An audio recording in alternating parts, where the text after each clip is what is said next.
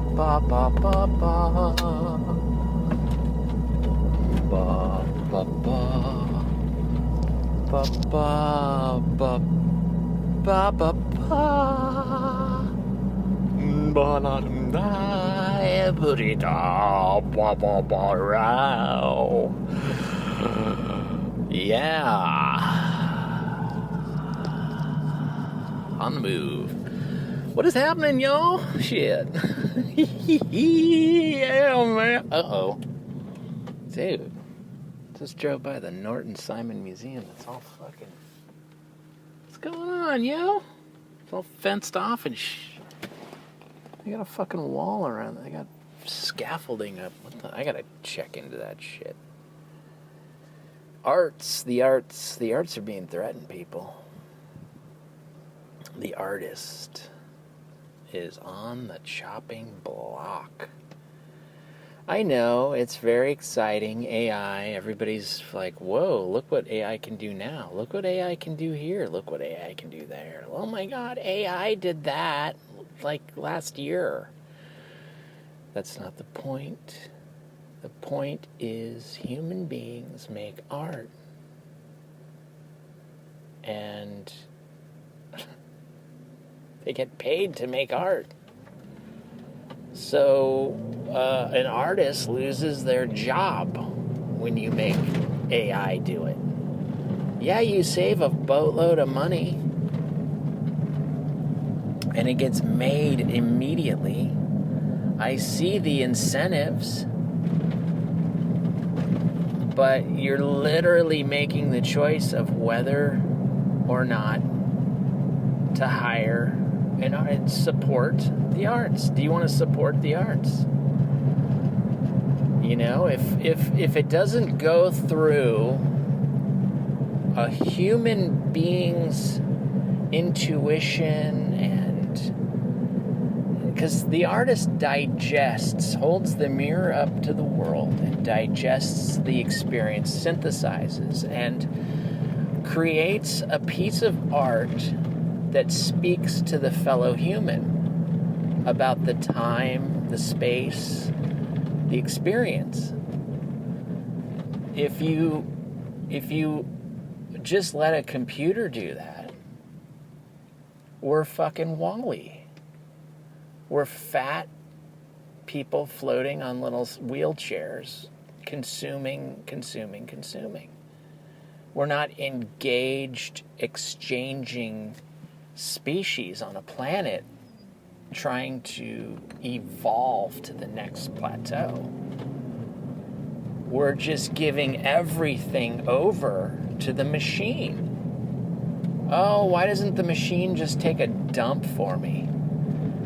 What's the last human experience that we're gonna let machines do on our behalf? It's ridiculous. Expressing with your body is the job of an actor. Okay, well, we don't need them anymore. Creating a beautiful painting is the job of the painter. Oh, we don't need that anymore. We have 10 iterations of beautiful paintings. That's not the point. It's not the point. We're giving away what makes us human. You can't live in a world without art. You will die. They've done studies. When you put a human being in solitary confinement, you strip them of the ability to appreciate beauty. You know, when you separate humans, this is the big social experiment we're undergoing right now. You know, when you divide, you conquer the human spirit. Is that the point, to conquer the human spirit? Because it sure looks like that's the fucking point. And we enslave ourselves. Oh, wow, look at the light. Look how bright it is. Oh, zap. Oh, I guess I was a moth, and that was a zapper. I shouldn't have flown directly into it. Oh, guess who created the zapper? Your neighbor. Yeah, your fellow man helped create. Why? Oh, because we were fascinated with the light. Oh, so you created AI in order to, like, displace every single fucking human. Well, it makes your life more convenient, more easy, and more efficient, and it's just better. Yeah, it's better. Everything's better. Technology's really improved everything. It's just amazing. Whatever, fucking 3D print it.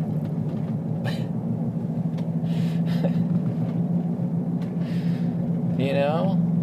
Let the computer have the sexual experience. I just want to donate some semen. Is that possible?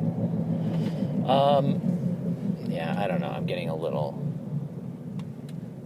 cynical here.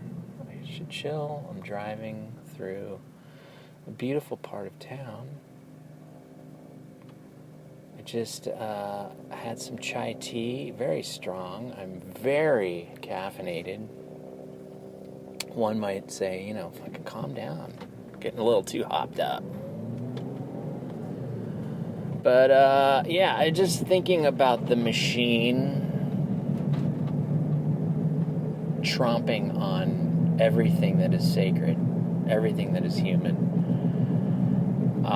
I get it. I get the fascination. I get the immediacy. You know, like when you're pitching ideas to try to get money, you're creating these iterations so quickly. Hey, I think it's going to be a little bit like this and a little bit like that. And I get, okay, so you get the computer does it all. You don't have to invest all this money and time and energy in an idea to prove to the client that you can, you know, it's like, we're kind of shooting for this. It's like, well, the client at some point or another is going to be let down by the actual thing that you create. When you showed me your AI iteration, it looked a little better than what you know, provided me with. Like the final commercial's not quite as good. And it's like, okay, well, you could have saved a boatload of money. Just do it in AI. And I get that commercials are now going to be AI. And all those, like, you know, like the lighting technicians and the actors and the, you know, production designers and the set builders and the costumers and the hair and makeup people, all those people aren't going to get a job. The computer is going to get the job. The computer is essentially free. It's a plug-in. It's a fucking, you know, like, oh, I'm a subscriber to ChatGPT's fucking, or Google's fucking latest video rendering AI fucking super brain. It's like, okay, well, and then they can just go in and go, let's try a little, let's change our prompts a hair. So it's just the only people you're hiring are prompters, and agency people love that, you know, and clients love that because they can be really involved. They can just do it all. Like, fuck artists. Who needs a fucking artist? You know, it's so shiny and glossy and modern, and like, I love, you know, when you make all these prompts and then they're taking like 40s sci-fi and combining it with like noir lighting and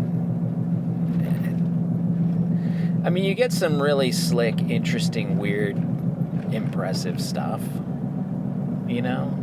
Stuff that may not occur to the average production designer, like, because you can do, you know, the computer can do the kind of research that a production designer just doesn't have the bandwidth to do. Like, production designer might have 2 days to research, you know, a Hobbit hovel.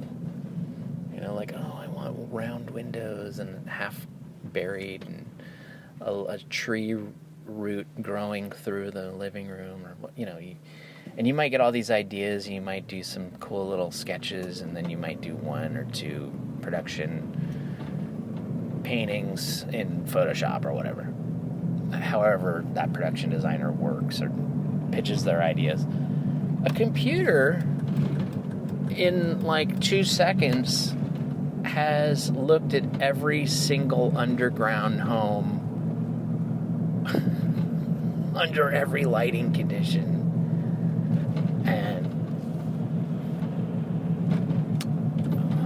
but it's making choices. You're allowing a computer to make a creative decision on what the composition and what the lighting and what the structure and architecture of a given idea is. It's ideation. It's like this whole handing over of being human, making choices. Because what did God give us? Gave us choice, freedom of choice, right? Free will. Micro choices. That's our experience as a human being in this reality. We're presented with some things that we have no choice about, the situation at hand we're in, but we have a choice about how we handle the here and the now. Regardless of how depressing or daunting or scary or overwhelming it is, you have these little micro choices that you're presented with. And that is the whole point of our engagement with the looking glass, the experience known as the rabbit hole. We have entered into this plane of reality in order to have experiences. And a machine has inserted itself here, and it is asking permission to take over. And are we going to comply? Are we going to... Because now we're faced with the ultimate choice. Is this how we want to proceed along these lines? Because we can. But I don't think the outcome is going to be something that we really appreciate and love. I think we're going to be displeased with the ultimate outcome. I really do. What else is going on? I don't know. It's gotten so dire. Because it's really impressive stuff. And it can just be a tool. It doesn't have to just take over. Because it's happening too quickly for the average human to really grok. Like, the big thing that animators in LA are talking about is that there's no work. There's no work, right? Well, what if that's actually a never-ending trend? Because everybody's like, yeah, well, we'll scare something up sooner or later. But it's been this, like, if you were to plot it out on a graph, the work has steadily decreased. But what if we just flatline? Because, it makes total sense. Clients are trying to have a myriad of choices for next to no money. They don't want to spend money. They don't want to spend money. They're trying to save money. So, okay, if they can save money, they're going to do it. I mean, that's why they did stop motion in the first place, because it was cheap. At least down here in LA, I guess making a stop motion feature film up in Hillsboro maybe isn't the cheapest move, but like doing a commercial or music video in stop motion is oftentimes cheaper than live action.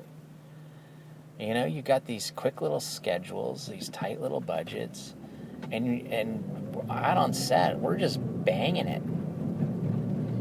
And you don't have an expensive live action crew to deal with. You don't have in live action you make it quicker, but you've got union people and this and that and actors and SAG and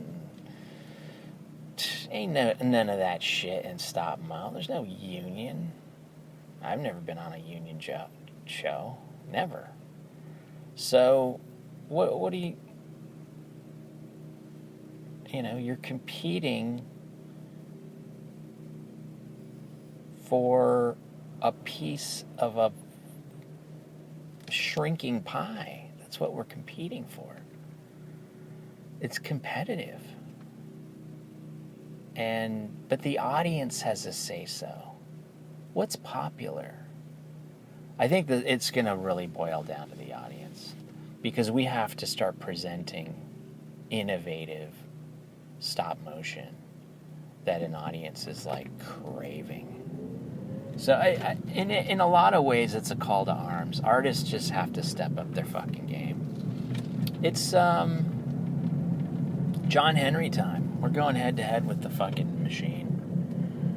We got a hammer, and we're gonna fucking lay down some railroad, baby. It's grit.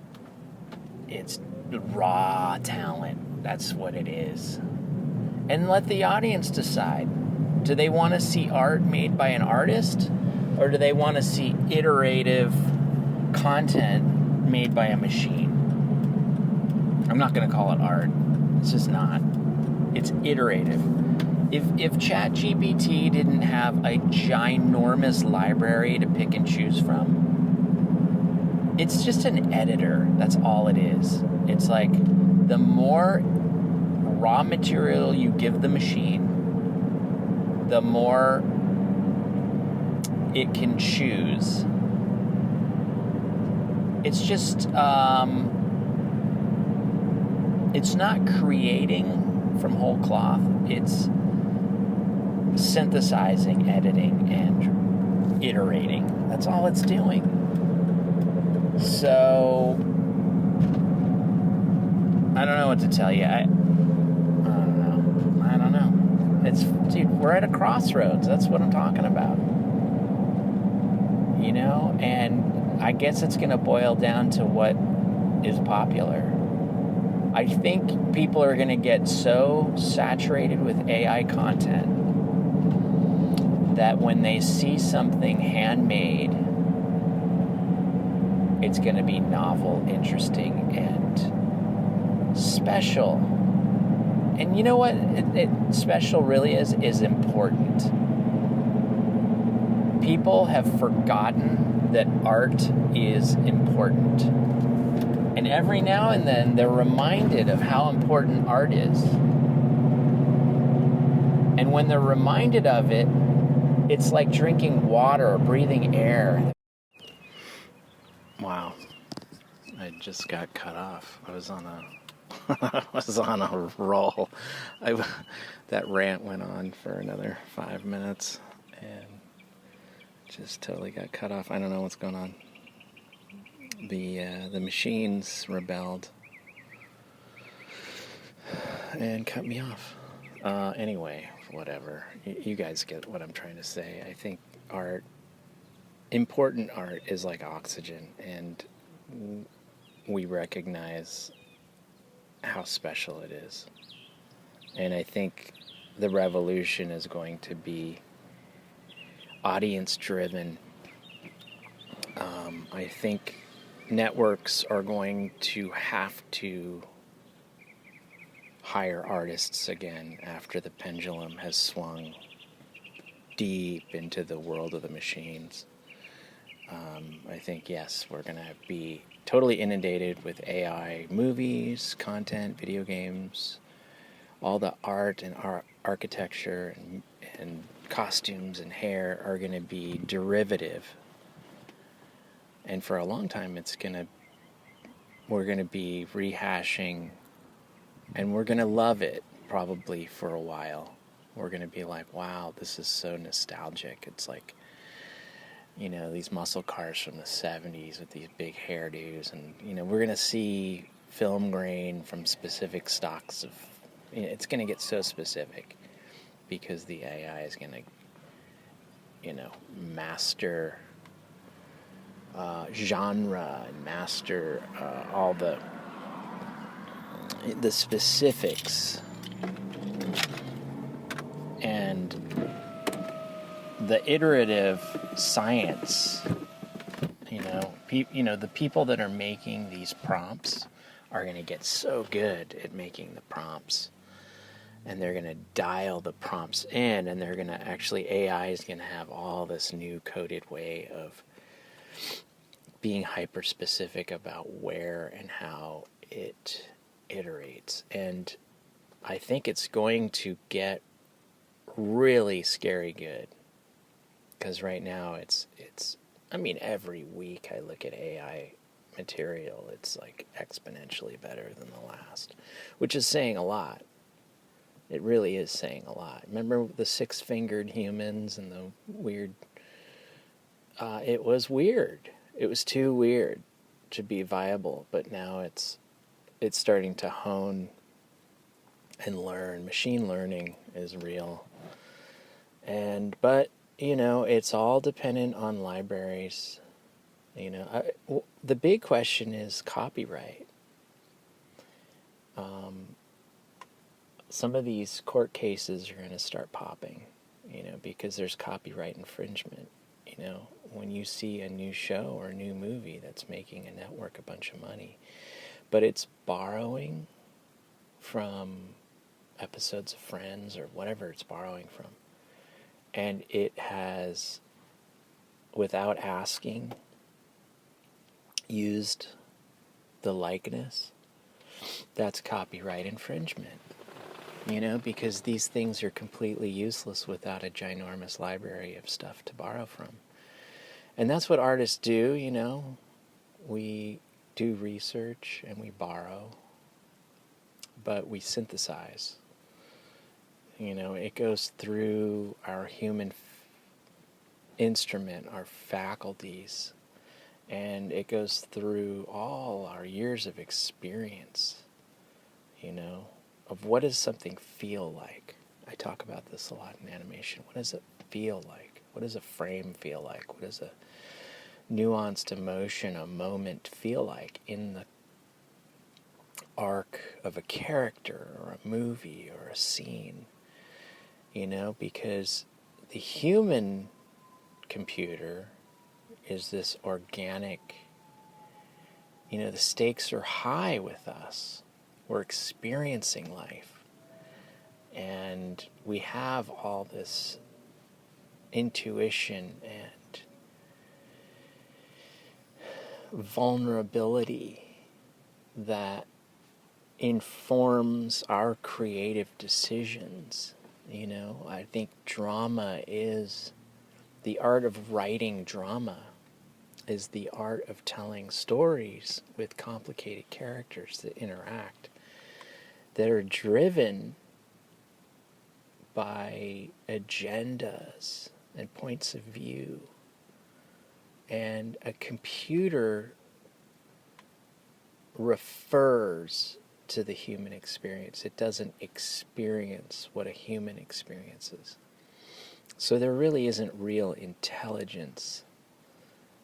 And although, you hear people like Elon Musk talk about AI as if it's summoning some kind of demon, it's almost as if an entity has gotten, there's a ghost in the machine. There's something otherworldly or multi-dimensional being that maybe coaxed humans into designing and building AI so that it could have access to Earth in our dimension.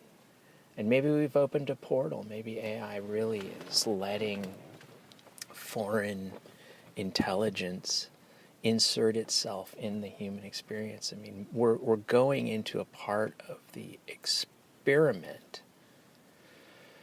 that is uncharted territory. So, or maybe it has been chartered. A lot of people say AI has been around for way longer than we even know, and now it's in the hands of the consumer because I heard someone say once that AI has been running planet Earth for decades, and everything that you see on television is just theater. Like the Cold War was all theater. It was, these politicians and world leaders really don't do anything. They just follow a script a really complicated, interesting, compelling script that has been written like eons ahead of time. And it's designed to corral and move humanity into a corner.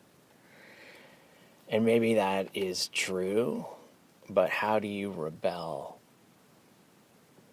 against the edicts of a system that is obviously treating you like an animal, a caged animal? Do you just submit to the machine and just throw your hands up and comply with the newest bell and whistle? Do you just hand over your sense of humanity, or are you a rebel? And do you make the difficult decision of saying no? I mean, AI. If AI should do anything, it should replace politicians. I mean, let's program AI to create a world free from war. Let's program the AI to run this place efficiently in a way where we don't poison and toxify the environment, in a way that we don't get into these useless, needless wars, in a way that we can live in harmony. Because I think, AI could be very useful to manage megalomaniacs, manage, power-hungry,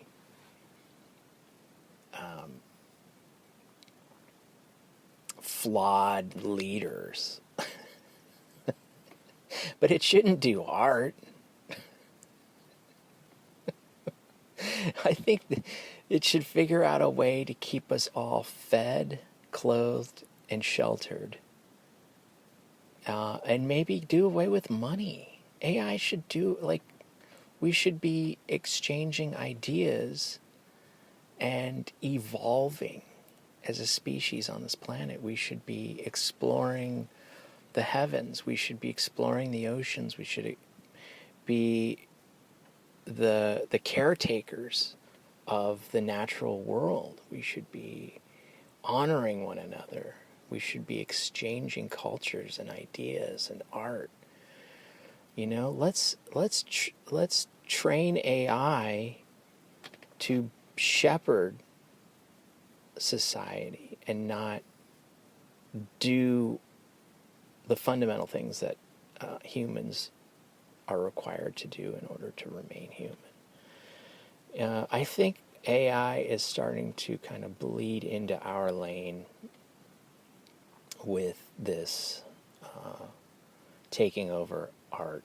I really do. I feel strongly about this. And I don't know. The gauntlet's down now. Are we going to fall victim to greed and,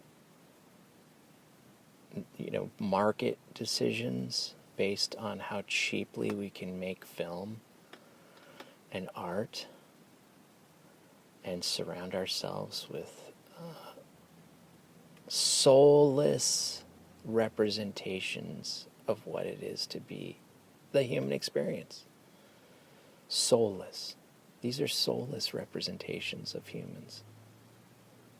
And I think the flavor and odor of AI content and media is going to saturate.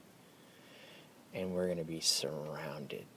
The dark machine is starting to close in.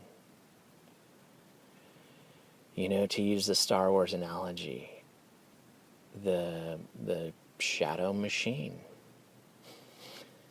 which is a stop motion studio with offices in Los Angeles and Oregon. And I'm not trying to single them out, but their name is so too perfect to not use.